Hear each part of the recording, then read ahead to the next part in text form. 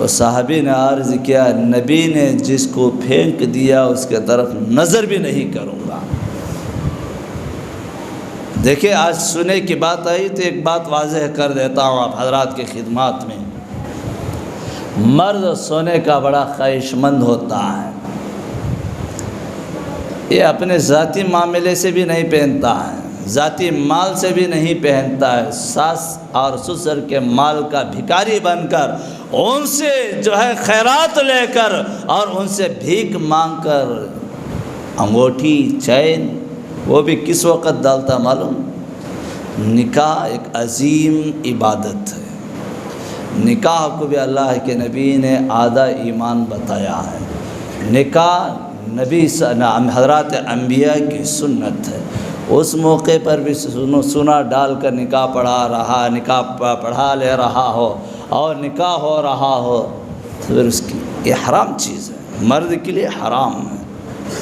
اب نکاح کے اندر سونا پہن کر نکاح اس کا ہو رہا ہو، اس کی زندگی کیسی ہوگی آپ حضرات خود غور کیجیے۔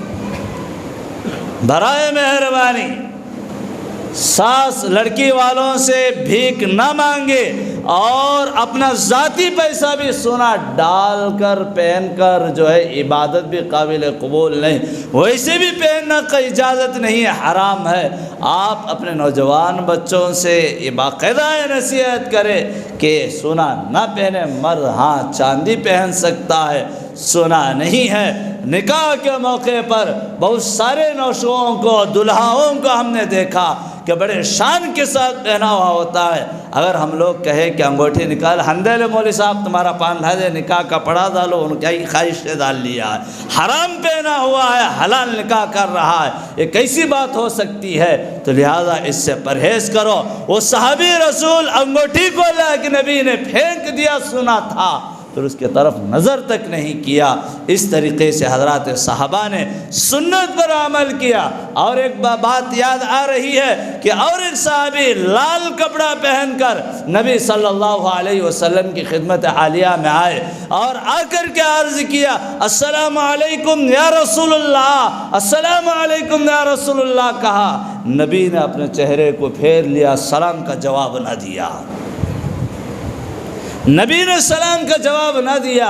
پریشان ہو گئے کہ ان کے حضرات صحابہ نبی کے چہرے کو دیکھ کر اپنے غموں کو دور کر لیا کرتے تھے، حضرات صحابہ نبی کے چہرے کو دیکھ کر اپنے بھوک کو دور کر لیا کرتے تھے۔ اب وہ نبی چہرہ پھیر لیا تو صحابی رونے لگے، اور کسی وجہ سے معلوم ہو گیا آپ نے سرخ لباس پہنا ہے، لال کپڑا پہنا ہے، یہ نبی کو پسند نہیں آیا ہے۔ تو فوراً وہ صحابی گھر جاتے ہیں، اس لباس کو نکالتے ہیں اور تنور میں آگ میں ڈال کر کے راکھ کر دیتے ہیں، اور اچھا سادہ لباس سفید لباس پہن کر نبی کی خدمت میں آئے اور کہا السلام علیکم یا رسول اللہ، تو نبی نے کہا وعلیکم السلام میرے پیارے۔ تو اس وقت وہ صحابی بڑے خوش ہو گئے اور سینے سے لگا لیا۔ اللہ کے نبی نے پوچھا ارے پیارے وہ لباس کو کیا کیا؟ تو اس وقت وہ بندے نے کہا یا رسول اللہ اس لباس کو میں نے جلا کر کے خاک کر دیا، راکھ کر دیا۔ صحابہ نے عرض کیا ارے آپ کی بیوی کو دے دیتا، آپ کی بچی کو دے دیتا تو ان کے استعمال میں آ جاتے، ان کے لیے تو اجازت ہے۔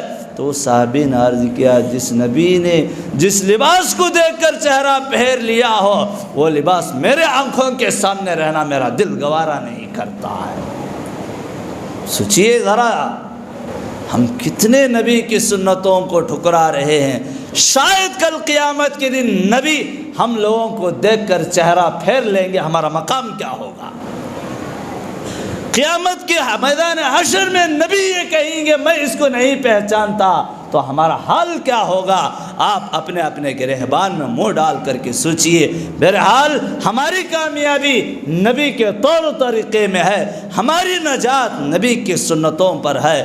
آ جائیے نبی کے سنتوں پر، نبی سے محبت کر لیجئے، انشاءاللہ کل قیامت کے دن ہم کامیاب ہو جائیں گے۔ بہرحال وقت نہیں ہے، آخر میں آپ حضرات کو ایک بات بتانا چاہتا ہوں کہ جمعہ جو ہوتا ہے عید المؤمنین ہوتا ہے، مسلمانوں کے لیے عید کا دن ہے، مسلمانوں کے لیے بڑی برکت والا دن ہے، اور اس دن نماز جمعہ سے پہلے خرید و فروخت جب اذان دی جاتی ہے سب کو چھوڑ کر نماز جمعہ کو حاضر ہونے کا قرآن ہم لوگوں کو بتا رہا ہے۔ میں تو تنگ آ گیا ہوں۔ مطالعہ کرتے ہیں حضرات، یہاں ایک ہی نہیں، ہر مساجد کی حالت یہی ہے۔ جمعہ کے دن سب سے پہلے جو آتا ہے اللہ تعالیٰ اس کو بڑا اجر و ثواب عطا فرماتے ہیں۔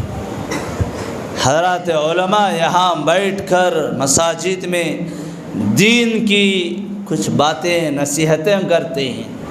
ہاں آج ہم اتنے غفلت میں پڑے ہوئے ہیں کہ اس سننے کو بھی ہم وقت نہیں دے رہے ہیں۔ حضرت کا بیان ہوگا 1 بجے، ختم ہوگا 1:45 بجے، چلو پھر اس کے بعد 5 منٹ سنتوں کو وقت دیا جائے گا، پھر اس کے بعد عربی خطبہ ہوگا، اس کے بعد جو ہے ہم جائیں گے مسجد میں اسی طریقے سے خرید و فروخت میں، کاروبار میں، محلوں میں، موبائل میں، گھروں میں بیٹھے ہوئے ہوتے ہیں۔ نہیں محترم بزرگاں اور دوستو، یہ عمل کرنے سے ہم لوگوں کو فائدہ نہیں ہے۔ اور جب نماز جمعہ کے لیے اذان دی جاتی ہے تو امام جب خطبہ دینے کے لیے آتا ہے، حضرات ملائکہ جو ہوتے ہیں جو اپنے نام جو پہلے آنے والے کا پہلے لکھتے ہیں، اس کے بعد آنے والے کا اس کے بعد، جب ایک امام خطبہ اور بیان دینے کے لیے آ جاتا ہے وہ ملائکہ بھی بیٹھ جاتی ہیں۔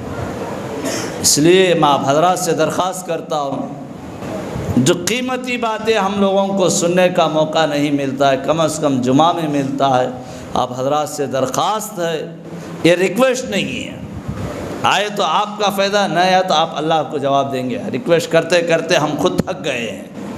آپ کے فائدے کے لیے، آپ کے نجات کے لیے بتایا جا رہا ہے، اس لیے آپ جمعہ کے دن ایک عادت ڈالیں، جمعہ کے دن سب سے پہلے غسل کر کے تیار ہو جائے جمعہ کی نماز کے لیے۔ جب اذان دی جائے، پہلی اذان دی جائے جمعہ کی نماز کے لیے، دوڑتے ہوئے سب کچھ چھوڑ کر آئے اور یہاں آ کر سنتیں پڑھے، نبی پر درود پڑھے، سورہ کہف پڑھے۔ قرآن مجید پڑھنا نہیں آتا ہے، کم از کم سامنے رکھ کر انگلی پھیرتے جائے۔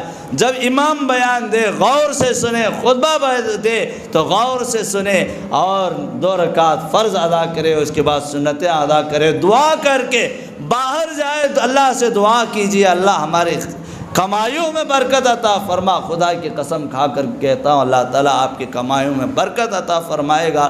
اس لیے آپ حضرات سے درخواست کرتا ہوں آئندہ جمعہ سب سے پہلے آنے کی کوشش کرے، نوازش ہوگی، دعا فرمائے اللہ تعالیٰ کہنے اور